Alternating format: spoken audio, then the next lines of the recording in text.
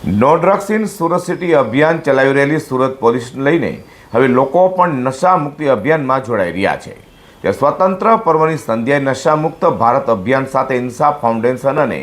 જેએસબી friend woke up committee દ્વારા જનજાગૃતિ કાર્યક્રમ યોજવામાં આવ્યો હતો, જેમાં સુરત પોલીસ કમિશનર સહિતનાઓ હાજર રહેવા પામ્યા હતા. સુરતમાં સ્વાતંત્ર્ય પર્વની ધ્વજવંદન સહિતના સાંસ્કૃતિક કાર્યક્રમો સાથે ઉજવણી કરવામાં આવી હતી. તે સ્વાતંત્ર્ય પર્વની સંધ્યાએ સુરતના લિંબાયતમાં નશામુક્ત અભિયાન સાથે ઉજવણી કરાઈ હતી. સુરત પોલીસના no drugs in Surat city અભિયાનને સફળ બનાવવા સુરતના લિંબાયત ખાતે આવેલા મીઠીખાડી લાલ બિલ્ડિંગ પાસે રેલ રાહત કોલોનીમાં ઇન્સાફ ફાઉન્ડેશન અને જેએસબી ફ્રેન્ડ વોકઅપ કમિટી દ્વારા નશામુક્ત ભારત અભિયાન હાથ ધરાયું હતું.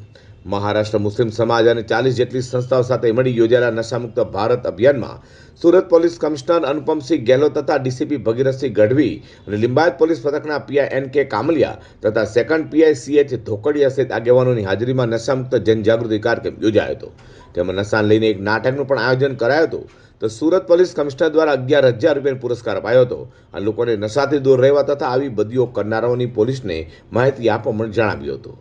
આજે लिंबायत વિસ્તારમાં स्वतंत्रता दिवस के शुभ पर्व पे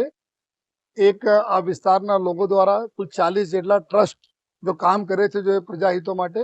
એના નેજા હેઠળ એક નશા મુક્ત જો है अपना सूरतना एक अभियान तहत जो है एक અહીંયા સરસ जो है एक નાટ્ય રૂપાંતરણ કરવામાં આવે જો અમારા નાના દીકરા દીકરીઓના માધ્યમથી